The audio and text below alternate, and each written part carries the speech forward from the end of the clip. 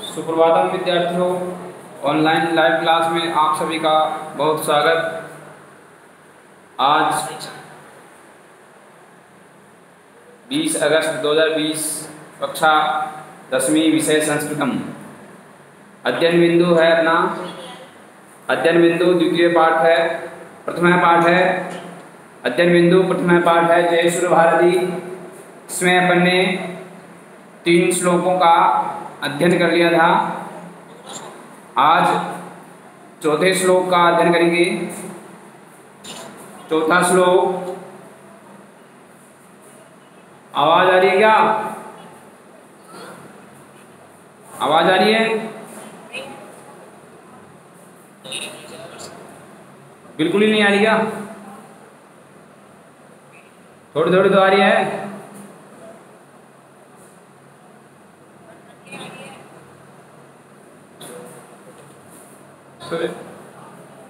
चौथा जो श्लोक है, चौथा श्लोक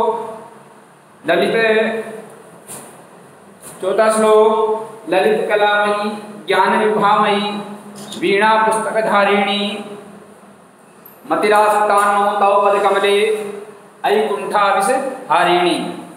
ठीक है, तो अंतिम श्लोक के माध्यम से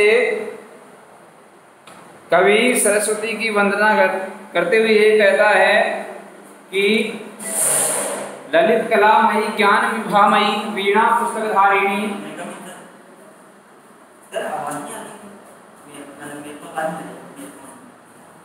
और नहीं है, मैंने बोला आपकी बात है।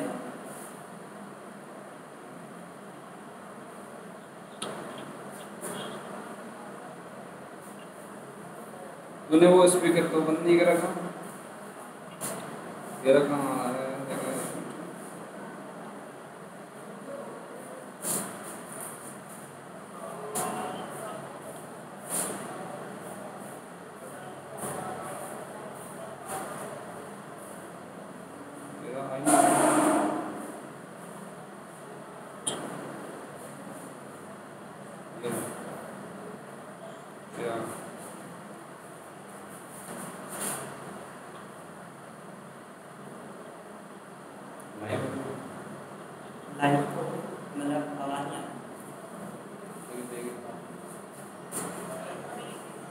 आवाज थोड़ी कटकट के आ रही है। आवाज थोड़ी कटकट के आ रही है। देखना एक बार, इधर देखो या बाहर जाके देखो। आवाज बाहर इस कमरे में बैठ जा, कहीं बैठ जा। तो देखो, इसका पहले अपन करेंगे अन्वय। सबसे पहले करेंगे पदच्छेद, संधि विच्छेद करेंगे। श्लोक में कोई संधि विच्छेद है तो उसका संधि विच्छेद करेंगे। तो ललित कलामयी ज्ञान विभामयी वीणा पुस्तकधारिणी मतिरास्तानो तव पद कमले ऐकुंठाविषहारिणी। यहाँ पे मतिरास्तानो के अंदर संधि विच्छेद है मति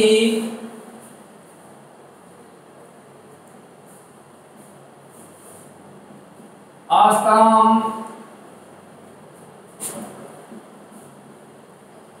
न, मति आस्ताम और न, ये संधि विच्छेद है इसका।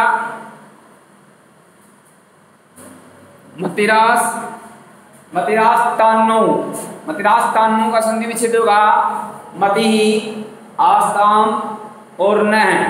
ठीक है, अब ये देखो, मति यहाँ पे ऋतु संधि है, मति यहाँ पे ऋतु संधि है, और आसाम और ये न अस्मत् शब्द का रूप है। आवाज आ रही है कि भानु? बिल्कुल नहीं आ रही क्या? आवाज नहीं आ रही, क्या करें? तो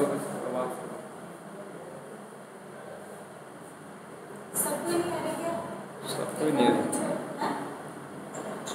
आवाज़ नहीं आ रही, क्या दिख रहा है?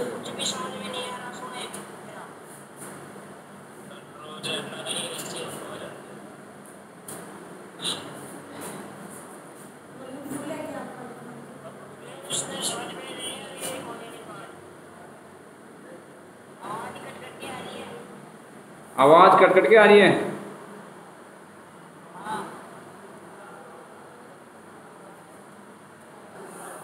वीडियो भेज दूंगा, ठीक है।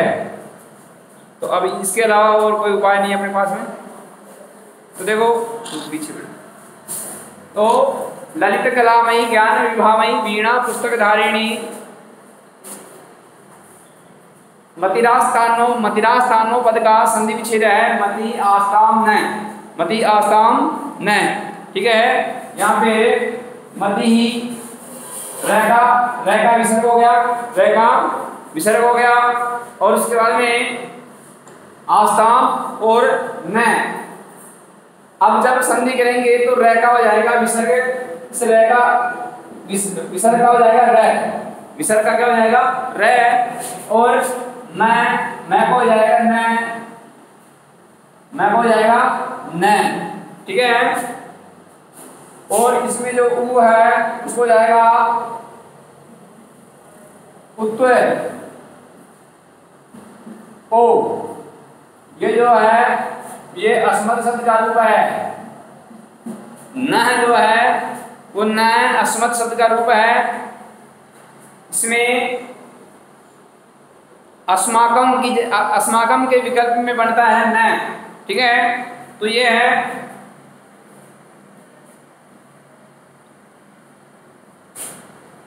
अब इसका अन्वय देखेंगे अपने श्लोक का अन्वय तो हो जाएगा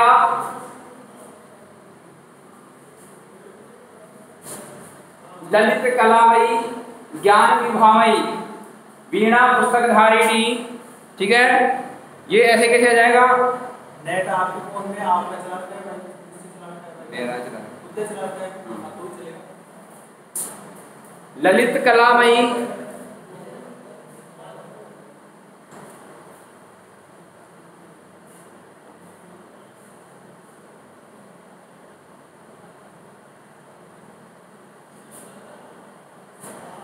अन्वय के रूप में देखो ललित कलामयी ज्ञान विभामयी वीणा पुस्तक धारिणी ऐकुंठा विसारिणी। ऊपर वाली लाइन अन्वय के रूप में ऊपर वाली लाइन ऐसे कैसे आ जाएगी पूरी, ठीक है। ये आ जाएगी 1 नंबर पे, फिर 2 नंबर पे आएगा ऐकुंठा विसारिणी, नंबर 2 पे लिखेंगे इसको अन्वय के रूप में, और उसके बाद में तव पद कमले ये 3 नंबर पे आएगा अन्वय के रूप में, 3 नंबर पे आएगा तव पद कमले। न जो है वो आएगा 4 नंबर पे, न मति 5 नंबर पे, और आस्ताम 6 नंबर पे। ये अन्वय के रूप में आएगा। ये किसमें आएगा? अन्वय के रूप में। देखो ललित कलामयी ज्ञान विभामयी वीणा पुस्तक धारिणी ये अन्वय के रूप में 1 नंबर पे लिखेंगे, और उसके बाद में ऐकुंठा विसारिणी ये 2 नंबर पे आ जाएगा। 2 नंबर के बाद में फिर तव पद कमले 3 नंबर पे आ जाएगा, फिर न 4 नंबर पे, मति 5 नंबर पे, और आस्ताम ये 6 नंबर पे आ जाएगा। अन्वय जब कर लिया आपने, पदच्छेद ये था, पदच्छेद कर दिया आपने, श्लोक का उच्चारण करने के बाद में पदच्छेद कर दिया, पदच्छेद के बाद में इसका अन्वय कर दिया। अन्वय के बाद में अपन करेंगे अपन प्रसंग, क्या करेंगे? पदच्छेद प्रति कर दिया, ये अन्वय कर दिया, अब है प्रसंग। प्रसंग में देखो प्रसंग में हो जाएगा, जैसे अपन ने पहले प्रसंग लिखा है प्रस्तुत श्लोक या प्रस्तुत गीत हमारी संस्कृत की पाठ्य पुस्तक है स्पंदना के, प्रस्तुत गीत हमारी संस्कृत की पाठ्य पुस्तक स्पंदना के जय सुर भारती नामक शीर्षक पाठ से लिया गया है। इस पाठ के लेखक डॉक्टर हरिराम आचार्य हैं। यह पाठ मधुसंधान नामक ग्रंथ से संकलित है। इसमें विभिन्न विशेषणों के द्वारा सरस्वती की वंदना करते हुए कवि कहता है कि, ठीक है, यहाँ तक हो जाएगा ये प्रसंग। प्रसंग के बाद में हिंदी अनुवाद,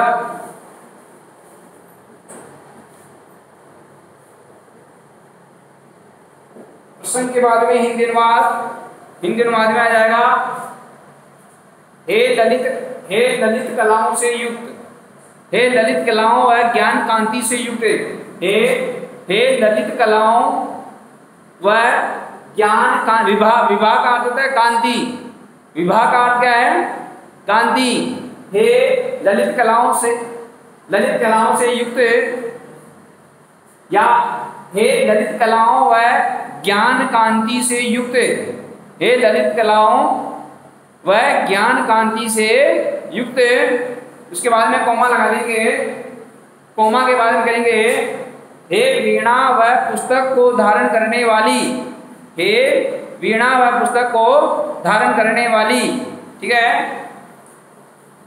फिर ऐ कुंठा विषहारिणी, हे कुंठा रूपी विष को, जड़ता रूपी विष को। हे कुंठा का अर्थ है जड़ता, मूर्खता। कुंठा का अर्थ है जड़ता या मूर्खता रूपी विष, जहर को, हारिणी, नष्ट करने वाली। हे कुंठा रूपी, जड़ता रूपी, मूर्खता रूपी, अज्ञानता रूपी विष को नष्ट करने वाली। तव पद कमले तुम्हारे चरण कमलों में, तव पद कमले तुम्हारे चरण कमलों में, न हमारी मति बुद्धि आसाम। आसाम का अर्थ है स्थिर रहे। आसाम का अर्थ क्या है? स्थिर रहे, ठीक है। दोबारा फिर देखो एक बार इंद्रवाद कि हे ललित कलाओं से युक्त, हे ललित कलाओं से युक्त व ज्ञान कांति से युक्त, ज्ञान कांति से युक्त। उसके बाद में कोमा आ जाएगा। कोमा के बाद में हे वीणा व पुस्तक को धारण करने वाली। वीणा पुस्तक धारिणी, हे वीणा व पुस्तक को धारण करने वाली। हे कुंठा रूपी विष को, या हे कुंठा रूपी, हे मूर्खता रूपी, हे जड़ता रूपी जहर को, विष को नष्ट करने वाली।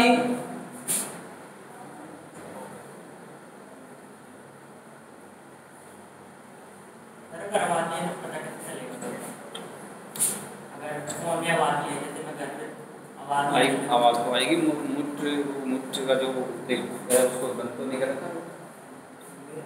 तो आई कुंठा विषहारिणी, है कुंठा मूर्खता या जड़ता रूपी विष को, जहर को, हारिणी, नष्ट करने वाली। तव पद कमले तुम्हारे चरण कमलों में, तुम्हारे चरण कमलों में, न का मतलब हमारी, मति का मतलब बुद्धि। तुम्हारे चरण कमलों में हमारी बुद्धि स्थिर रहे, हमारी बुद्धि स्थिर रहे। हे सरस्वती आपकी जय हो, ठीक है। आगे समझ में अर्थ है?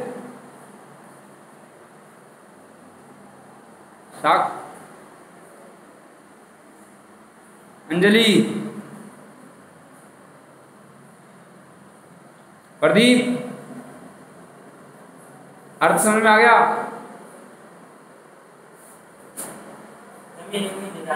आयुषी कंवर,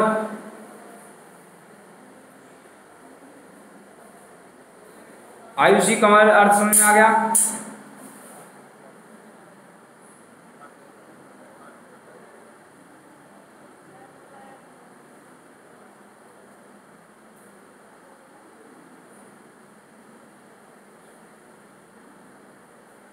साक्षी, साक्षी, अर्थ समझ में आ गया?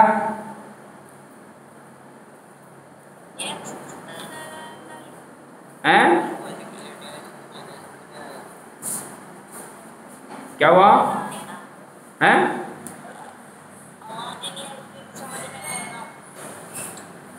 आवाज ही नहीं आ रही, किसी के पास तो आ रही है तो।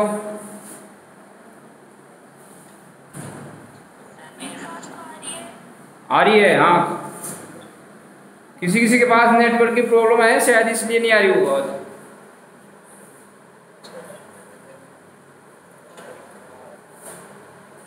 देखो 4 श्लोक हैं, चारों श्लोकों का आपने अनुवाद कर लिया है, हिंदी अनुवाद। पहले पदच्छेद कर लिया, पदच्छेद के बाद में अन्वय कर लिया, अन्वय के बाद में प्रश्न कर लिया, प्रश्न के बाद में हिंदी अनुवाद कर लिया। विशेष की भी 1-2 लाइन लिख देंगे। इस विशेष में क्या लिखेंगे?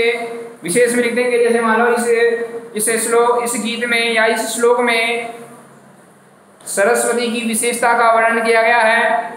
विशेष में ही आ जाएगा, इस श्लोक में सरस्वती की विशेषता का वर्णन किया गया है। और 1 लाइन और लिख देंगे कि पद्य की भाषा सरल, सरस और मधुर है। ठीक है, ये हो जाएंगे आपके 4 श्लोक। श्लोकों के बाद में अब आता है आपके अभ्यास प्रश्नोत्तर। अभ्यास प्रश्नोत्तर में अभ्यास प्रश्नोत्तर की ओर चलते हैं। इसकी संस्कृत व्याख्या भी करवाएंगे, लेकिन संस्कृत व्याख्या बाद में करवाएंगे। जब आप विद्यालय में जब आएंगे तब इसकी संस्कृत व्याख्या करवाएंगे। ठीक है, अभी हिंदी अनुवाद ही है। श्लोकों में क्या होता है कि श्लोकों में संस्कृत व्याख्या भी आती है और हिंदी अनुवाद भी आता है। परीक्षा में हिंदी अनुवाद भी आता है और संस्कृत व्याख्या भी आती है। संस्कृत व्याख्या कहाँ से आती है? ये पाठ बहुत सारे हैं, किसमें से भी आ जाती है, और हिंदी अनुवाद भी जो पद्य के पाठ हैं उनमें से आती है। आप चलते हैं अब अभ्यास प्रश्नोत्तर की ओर। तो अभ्यास प्रश्नोत्तर में पहला प्रश्न है कि निम्नलिखितेषु पदेषु संबोधन पदम नास्ति। निम्नलिखित पदों में संबोधन पद नहीं है। तो भगवती ये है, सुर भारती ये भी है, और वागीश्वरी ये भी है। तो इसमें जो नहीं है वो है मानस अंशे। मानस अंशे में संबोधन पद नहीं है, तो ये आ जाएगा इसमें। ठीक है, अब इसके बाद में है अस्याम वंदनायाम आहत्य कति संबोधन पदानि सन्ति। इस वंदना में कुल मिलाकर कितने संबोधन पद हैं? तो इसमें 10 संबोधन पद हैं। कितने हैं? 10। सरस्वती के लिए जो संबोधन किया गया है वो कितने पदों के लिए किया गया है? 10 पदों से लेकर संबोधन किया गया है। ठीक है,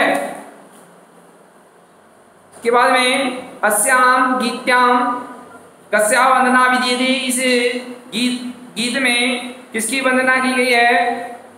किसकी की गई है? वाग्देव्या, वाग्देवी। ठीक है, दुर्गा की नहीं की गई, भारत माता की भी नहीं की गई, और ललित कला की भी नहीं की गई। इसमें वाग्देवी कहते हैं सरस्वती को, तो उसकी वंदना की गई है। अगला प्रश्न है वागीश्वरी इत्यत्र संधि विच्छेदम अस्ति। वागीश्वरी में संधि विच्छेद देखो, इधर बोर्ड पे देखो, वाग धन ईश्वरी, वाग धन ईश्वरी, ये हो जाएगा वाग धन ईश्वरी। यहाँ पे कौन सी संधि हो जाएगी? यहाँ पे हो जाएगी जसत्व संधि। जसत्व संधि में पहले वर्ण का तीसरा वर्ण होता है। जसत्व संधि में पहले वर्ण का तीसरा वर्ण होता है। ठीक है, तो ये इसका पहला जो ऑप्शन है ए जो पहला ऑप्शन है वो हो जाएगा वाक धन ईश्वरी, वाक धन ईश्वरी। ठीक है, आगे समझ में। अब इसके बाद में लघुत्तरात्मक प्रश्न है। लघुत्तरात्मक प्रश्न जो है उसमें लघुत्तरात्मक प्रश्न में पहला दिया जय जय हे भगवती सुर भारती इत्यस्य गीते रचयिता कोस्ति। इस गीत के रचयिता कौन है? डॉक्टर हरि रामाचार्य। डॉक्टर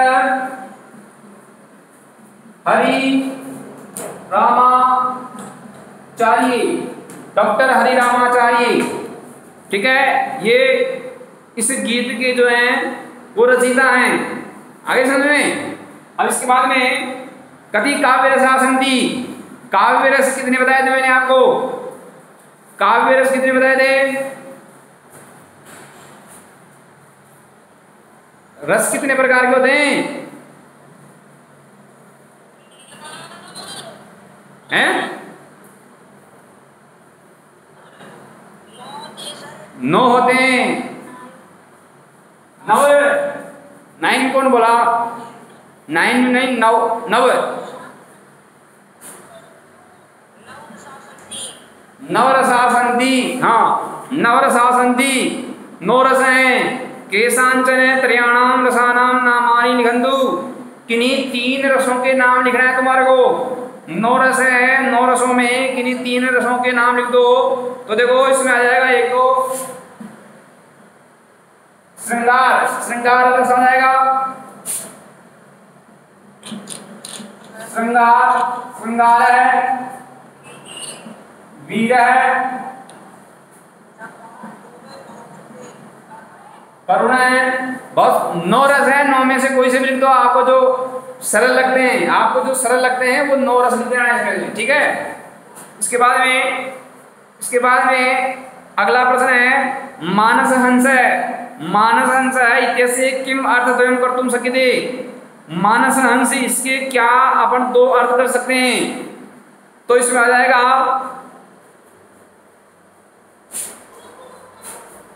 इसका हो जाएगा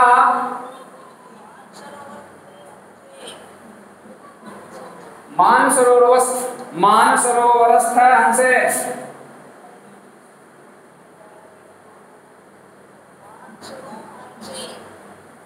मानसरोवरस्थ हंस एक तो ये हो जाएगा, और एक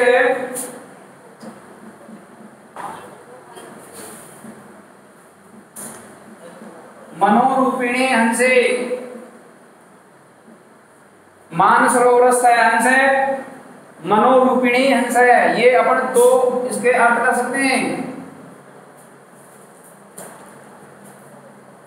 मानसरोवर में स्थित हंस और मनोरूपी हंस, ठीक है।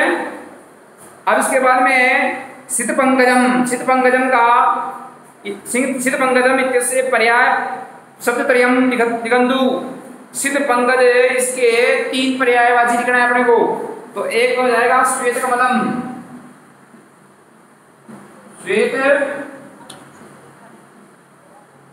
श्वेत कमलम, पुंडलिकम, दूसरा हो जाएगा पुंडलिकम, दूसरा पुंडलिकम, तीसरा हो जाएगा धवलपद्यम, तीसरा क्या हो जाएगा धवलपद्यम,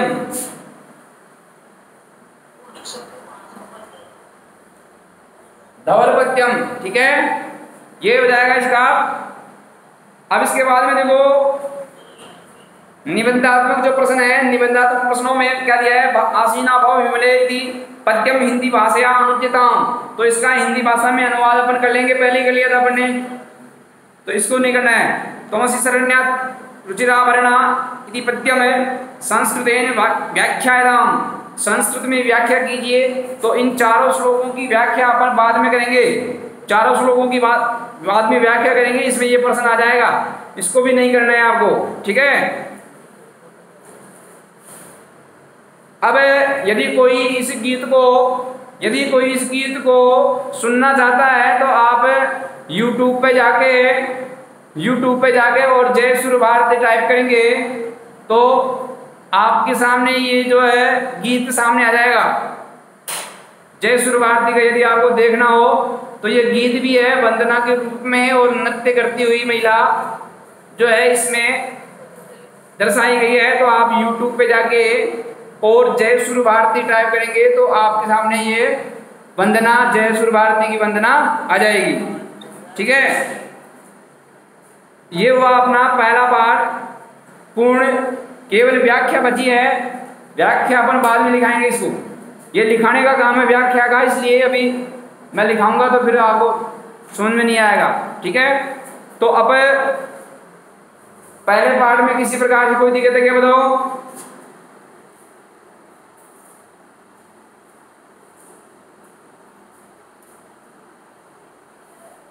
पहले पार्ट में कोई दिक्कत है क्या?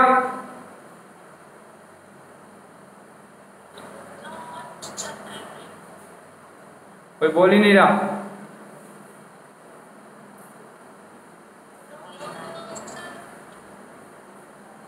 अरे पहले पार्ट में कोई श्लोकों में अभ्यास प्रश्नोत्तरों में कोई दिक्कत है क्या?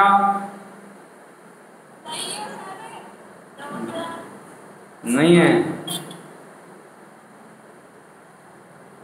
कुछ पूछना है?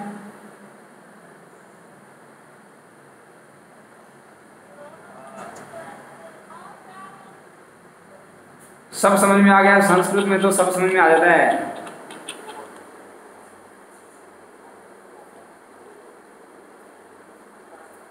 इंटेलिजेंट हो गए संस्कृत में तो।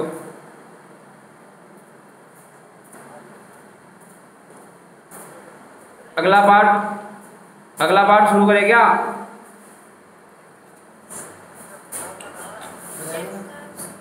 ठीक है, तो अब दूसरा पार्ट है, द्वितीय पार्ट है।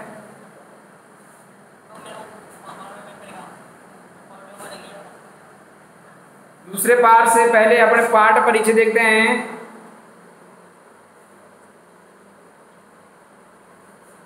पाठ परिचय बुक अपने पास में रखा करो। तो नीति कथा साहित्य हितोपदेश है, अन्यतम ग्रंथ है। नीति कथा साहित्य में हितोपदेश सबसे प्रमुख ग्रंथ है, अन्यतम है। अन्यतम का अर्थ सबसे प्रमुख है। नीति कथा साहित्य में हितोपदेश सबसे प्रमुख ग्रंथ है। एवं ही श्रूयते ऐसा सुना जाता है कि नारायण शर्मा नामा पंडित पाटलिपुत्राधिपते सुतान नीति शास्त्रम बोधयितुम इमं ग्रंथम रचयामास। एवं ही श्रूयते ऐसा सुना जाता है कि नारायण शर्मा नामक पंडित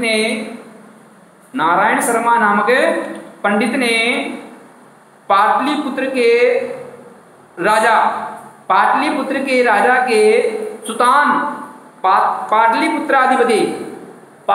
के राजा के सुतान पुत्रों को नीति शास्त्र का ज्ञान करवाने के लिए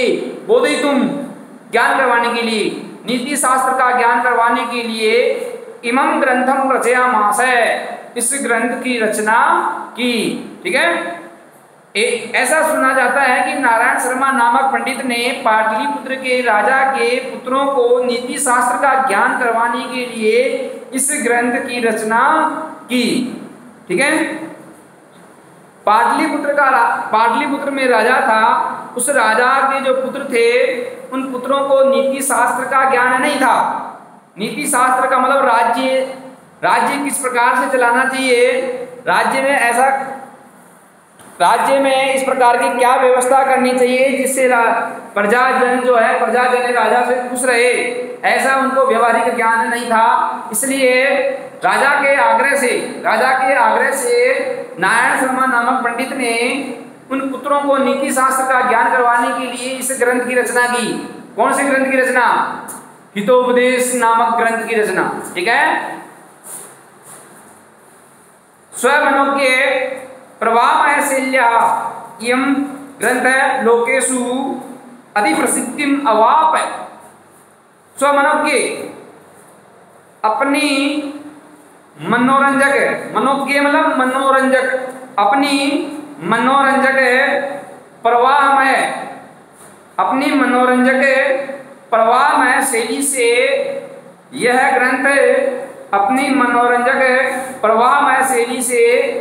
ग्रंथ लोकेषु संसार में अति प्रसिद्धिम अवाप, अत्यधिक प्रसिद्धि को प्राप्त हुआ। अवाप का अर्थ है प्राप्त हुआ। अवाप का अर्थ क्या है? प्राप्त हुआ। ठीक है, सरल भाषया अस्मिन् ग्रंथे तंत्रादि ग्रंथान आधारीकृते पशुकथानां संग्रह अस्ति। सरल और सरस भाषा के द्वारा इस ग्रंथ में सरल व सरस भाषा के द्वारा इस ग्रंथ में पंचतंत्र आदि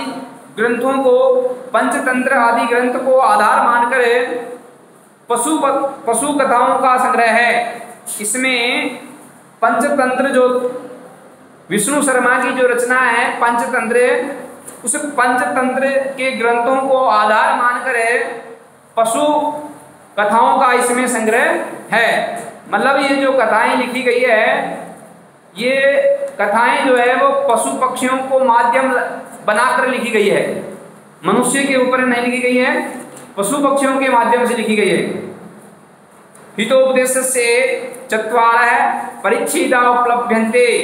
हितोपदेश के 4 परिच्छेद उपलब्ध हैं। हितोपदेश के 4 परिच्छेद उपलब्ध हैं, जिसमें मित्र लाभ, सुहृद भेद, विग्रह, संधिश्चय और संधि। 4 मतलब परिच्छेद का मतलब है 4 भाग। परिच्छेद का मतलब क्या है? 4 भाग हैं इसके। एक तो मित्र लाभ, एक है सुहृद भेद, एक है विग्रह और चौथा है संधि। 4 भाग हैं इसके। अब देखो ये प्रस्तुत जो पाठ है वो किस परिच्छेद से लिया गया है, ये देखो आगे बीच नीचे परिचय है। प्रस्तुतोऽयं पाठ है मित्र लाभ परिच्छेद से। प्रस्तुतोऽयं पाठ है मित्र लाभ परिच्छेद से प्रथम कथाया संपादितो अंशो विद्यते। प्रस्तुत यह पाठ मित्र लाभ परिच्छेद की पहली कथा का संपादित अंश है। मतलब ये जो पाठ है ये मित्र लाभ परिच्छेद से लिया गया है। तो प्रस्तुत यह पाठ मित्र लाभ परिच्छेद की पहली कथा का संपादित अंश है। अंश का मतलब थोड़ा भाग। मित्र लाभ जो परिच्छेद है वो बहुत बड़ा है, लेकिन इसमें कुछ थोड़ा सा अंश लिया गया है। अस्मिन् पाठे गुरुणाम अवज्ञाया एकीभूय कृत प्रयासस्य च फलं वर्णितम् अस्ति। अस्मिन् पाठे, इस पाठ में गुरु की अवज्ञा, गुरु की आज्ञा का पालन नहीं करना। अवज्ञा का अर्थ है आज्ञा का पालन नहीं करना। इस पाठ में गुरु की आज्ञा का पालन नहीं करना और एकीभूय कृत प्रयास है। मिलकर एकीभूय मतलब एक मिलकर किए गए कार्य के प्रयास का, मिलकर किए गए कार्य के प्रयास के फल का, ये मिलकर किए गए कार्य के फल का वर्णन है। मतलब एकता से मिलकर जो कार्य किया जाता है उसके फल का वर्णन है। मिलकर यदि कोई कार्य किया जाता है तो उसका क्या फल होता है उसका भी वर्णन किया गया इसमें। और गुरु की आज्ञा का पालन नहीं करना, इसका भी इसमें वर्णन किया गया है कि गुरु की आज्ञा का पालन नहीं किया जाता है तो उसका क्या फल प्राप्त होता है। तो एक संगठन में मिलकर किए गए कार्य के फल का वर्णन इसमें किया गया है। ठीक है, लेट क्या है कि नेटवर्क नहीं है इसलिए कोई नहीं क्लास हो रही ना। क्या टाइम हो गया? 10:46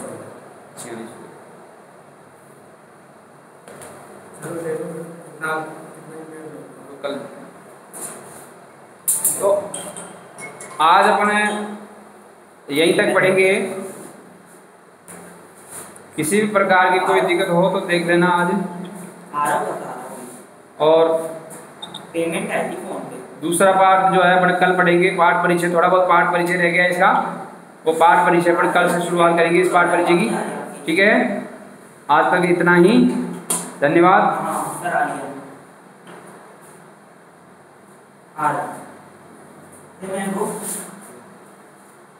संस्कृत की क्लास सर से बात करके जाना।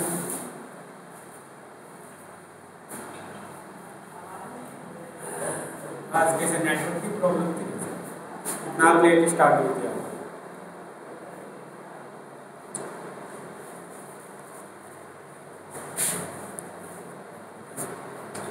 एंड कर दिया।